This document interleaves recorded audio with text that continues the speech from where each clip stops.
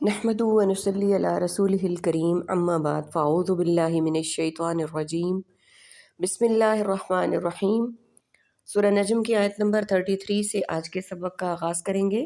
رب اشرح لی صدری ویسر لی امری واحلل عقدۃ من لسانی یفقہوا قولی رب زدنی علما رب زدنی علما رب زدنی علما۔ اللہم فقہنا فی الدین اللہم فقہنا فی الدین اللہم فقہنا فی الدین۔ اعوذ باللہ السمیع العلیم من الشیطان الرجیم من ہمزہ ونفخہ ونفثہ۔ افرأیت الذی تولی، پھر بھلا کیا آپ نے دیکھا اسے جس نے منہ موڑ لیا، وأعطی قلیلا وأکدی، اور اس نے دیا تھوڑا سا اور پھر ہاتھ روک لیا۔ اعندہ علم الغیب فہو یری، کیا اس کے پاس غیب کا علم ہے پس وہ سب کچھ دیکھ رہا ہے؟ ام لم ینبأ بما فی صحف موسیٰ، یا وہ خبر نہیں دیا گیا اس کی جو موسیٰ کے صحیفوں میں ہے۔ وإبراہیم الذی وفی، اور ابراہیم کے صحیفوں میں جس نے اپنا عہد پورا کیا۔ اللہ تزر وازرۃ وزر اخری، یہ کہ نہیں بوجھ اٹھائے گی کوئی بوجھ اٹھانے والی جان بوجھ کسی دوسری کا۔ پھر بھلا کیا آپ نے دیکھا اسے جس نے منہ موڑ لیا، یعنی جب اس سے تمہاری کوئی کیفیت اور حرکت مخفی نہیں، حتیٰ کہ جب تم ماں کے پیٹ میں تھے جہاں تمہیں کوئی دیکھنے پر قادر نہیں تھا، وہاں بھی تمہارے تمام احوال سے وہ واقف تھا، تو پھر اپنی پاکیزگی بیان کرنے کی اور اپنے منہ میاں مٹھو بننے کی کیا ضرورت ہے؟ مطلب یہ ہے کہ ایسا نہ کرو تاکہ ریاکاری سے تم بچو۔ اور اس نے دیا تھوڑا سا اور پھر ہاتھ روک لیا، یعنی تھوڑا سا دے کر ہاتھ روک لیا یا تھوڑی سی اطاعت کی اور پیچھے ہٹ گیا۔ اکدا کے اصل معنی ہے کہ زمین کھودتے کھودتے سخت پتھر آ جائے اور کھدائی ممکن نہ رہے، بالآخر وہ کھدائی چھوڑ دے تو کہتے ہیں اکدا۔ یہیں سے اس کا استعمال اس شخص کے لیے کیا جانے لگا جو کسی کو کچھ دے لیکن پورا نہ دے، کوئی کام شروع کرے لیکن اسے پایہ تکمیل تک نہ پہنچائے۔ کیا اس کے پاس غیب کا علم ہے پس وہ سب کچھ دیکھ رہا ہے؟ یعنی کیا وہ دیکھ رہا ہے کہ اس نے فی سبیل اللہ خرچ کیا تو اس کا مال ختم ہو جائے گا؟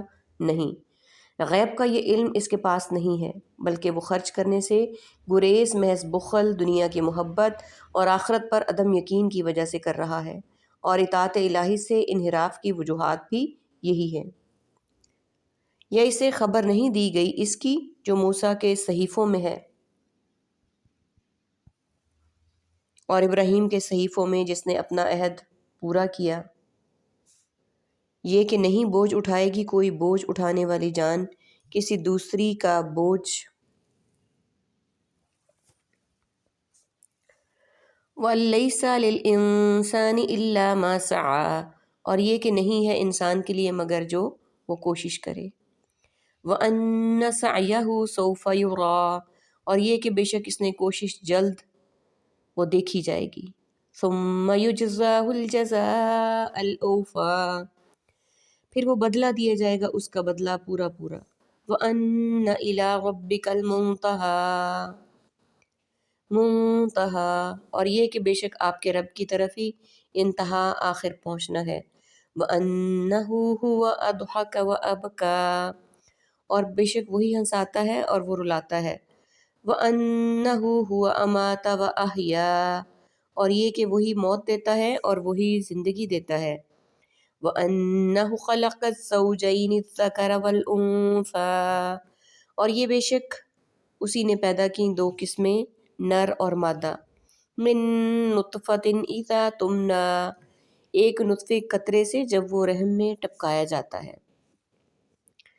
اور یہ کہ نہیں ہے انسان کے لیے مگر وہ جو کوشش کرے، یعنی جس طرح کوئی دوسرے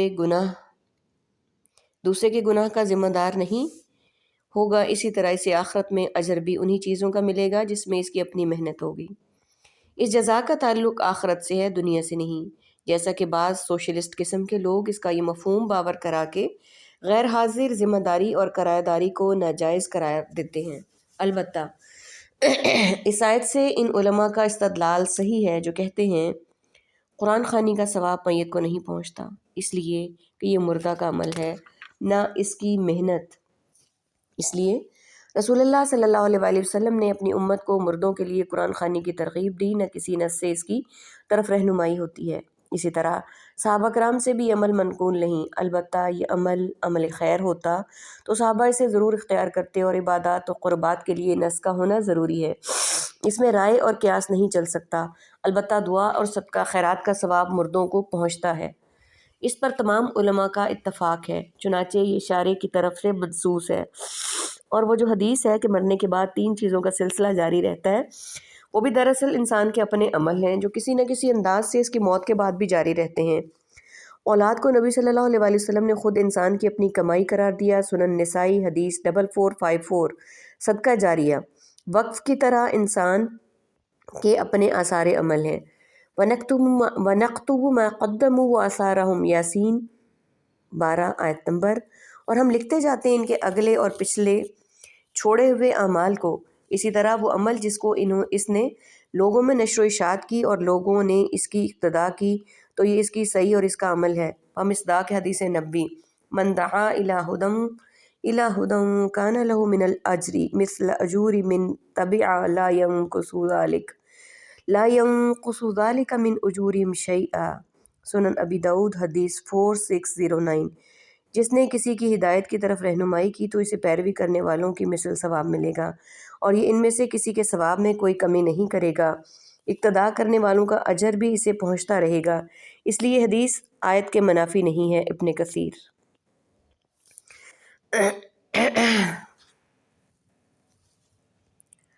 اور یہ کہ بے شک اس کی کوشش جلد دیکھی جائے گی، یعنی دنیا میں اس کا اچھا برا جو بھی کیا، چھپ کر کیا یا اعلانیہ کیا، قیامت والے دن سامنے آ جائے گا، اس پر اسے پوری جزا دی جائے گی،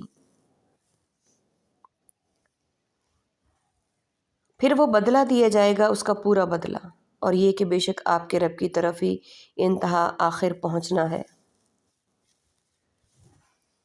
اور بے شک وہی جسے چاہتا ہے ہنساتا ہے، جسے چاہتا ہے رلاتا ہے، اور یہ کہ بے شک وہی موت دیتا ہے اور زندگی دیتا ہے، اور یہ کہ بے شک اسی نے 2 قسمیں پیدا کی، نر اور مادہ، ایک نطفے قطرے سے جب وہ رحم میں ٹپکایا جاتا ہے۔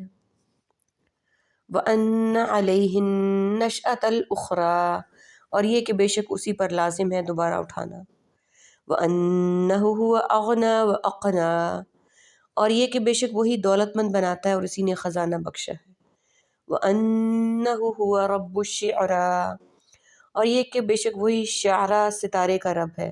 وَأَنَّهُ أَهْلَكَ عَادًا الْأُولَى، اور یہ کہ بے شک وہ ہے جس نے ہلاک کیا پہلی قوم عاد کو۔ وَثَمُودَ فَمَا أَبْقَى، اور سمود کو بھی پس نہ اس نے باقی چھوڑا۔ وَقَوْمَ نُوحٍ مِّن قَبْلُ، اور قوم نوح کو بھی اس سے پہلے۔ إِنَّهُمْ كَانُوا هُمْ أَظْلَمُ وَأَطْغَىٰ، بے شک وہ لوگ سب تھے وہ سب بڑے ظالم اور بڑے سرکش۔ وَالْمُؤْتَفِكَةَ أَهْوَىٰ، اور الٹ جانے والی بستی کو زمین پر گرا مارا۔ فَغَشَّاهَا، پھر ڈھانپا اسے۔ اور یہ کہ بے شک اسی پر لازم ہے پیدا کر کے دوبارہ اٹھانا، اور یہ کہ بے شک وہی ہے جس نے دولت مند بنایا اور خزانہ بخشا، یعنی کسی کو اتنی تونگری دیتا ہے کہ وہ کسی کا محتاج نہیں ہوتا اور اس کی تمام حاجتیں پوری ہو جاتی ہیں، اور کسی کو اتنا سرمایہ دے دیتا ہے کہ اس کے پاس ضرورت سے زائد بچ رہتا ہے اور وہ اس کو جمع کر کے رکھتا ہے۔ اور یہ کہ بے شک وہی شعرا ستارے کا رب ہے۔ رب تو وہ ہر چیز کا ہے، یہاں اس ستارے کا نام اس لیے لیا گیا کہ بعض عرب قبائل اس کی پوجا کرتے تھے۔ اور یہ کہ بے شک اسی نے پہلے قوم عاد کو ہلاک کیا۔ قوم عاد کو اولا اس لیے کہا کہ یہ ثمود سے پہلے ہوئی ہے، اس لیے کہ قوم نوح کے بعد سب سے پہلے یہ قوم ہلاک کی گئی۔ بعض کہتے ہیں عاد نامی 2 قومیں گزری ہیں، یہ پہلی ہے جسے باتند سے ہلاک کیا گیا، جبکہ دوسرے زمانے کی گردشوں کے ساتھ مختلف ناموں سے چلتی اور بکھرتی بھی موجود رہی۔ اور سمود کو بھی پس کسی کو باقی نہ چھوڑا،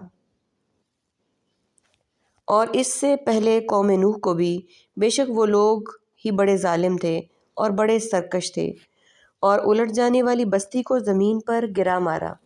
اس سے مراد حضرت لوط علیہ السلام کی بستیاں ہیں جن کو ان کی قوم پر الٹ دیا گیا اور پھر ڈھانپا اسے، ما غشا جس نے ڈھانپا، یعنی اس کے بعد ان پر پتھروں کی بارش ہوئی۔ فَبِأَيِّ آلَاءِ رَبِّكَ تَتَمَارَىٰ، پھر کس پر اپنی رب کی نعمتوں میں سے تو شک کرے گا۔ هَٰذَا نَذِيرٌ مِّنَ النُّذُرِ الْأُولَىٰ، یہ رسول ایک ڈرانے والا ہے پہلے ڈرانے والوں میں سے۔ آزفۃ الآزفہ، قریب آ گئی قریب آنے والی یعنی قیامت۔ لیس لہا من دون اللہ کاشفہ، نہیں ہے اس قیامت کو اللہ کے سوا کوئی ظاہر کرنے یا ہٹانے والا۔ افمن ھذا الحدیث تعجبون، کیا پھر بھلا اس بات میں تم تعجب کرتے ہو؟ وتضحکون، اور تم سب ہنستے ہو، فلا تبکون، اور تم سب روتے نہیں ہو، وانتم سامدون، اور تم سب غفلت میں پڑے ہوئے ہو۔ فاسجدوا للہ واعبدوہ، پس تم سجدہ کرو اللہ کو اور تم سب عبادت کرو اسی کی۔ پس اپنے رب کی نعمتوں میں سے کس پر تو شک کرے گا یا شک کرے گا اور ان کو جھٹلائے گا جبکہ وہ اتنی عام اور واضح ہیں کہ ان کا انکار ممکن ہے نہ ان کا اخفا ہی۔ یہ رسول ایک ڈرانے والا ہے پہلے ڈرانے والوں میں سے۔ قریب آ گئی قریب آنے والی یعنی قیامت، نہیں ہے اس کو اللہ کے سوا کوئی ظاہر کرنے والا۔ پھر بھلا کیا اس بات سے تم تعجب کرتے ہو؟ بات سے مراد قرآن کریم ہے، یعنی اس سے تم تعجب کرتے اور اس کا استہزاء کرتے ہو، حالانکہ اس میں نہ تعجب والی کوئی بات ہے نہ استہزاء و تکذیب والی۔ اور تم ہنستے ہو اور تم روتے کیوں نہیں ہو؟